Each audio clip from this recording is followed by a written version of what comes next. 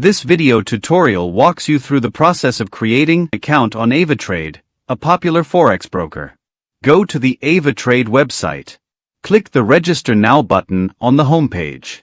You can register using your Facebook, Gmail account, or by manually entering your first name, last name, email, and phone number. Enter details like your date of birth, address, trading experience, and knowledge. Create a password, choose your base currency, and select a trading platform. Provide additional information, such as annual income, savings, investment amount, employment status, and source of funds. Select the reason for trading with Avatrade. Go to the left toolbar and click Upload Documents. Provide an ID, national ID, driver's license or passport, and a proof of address.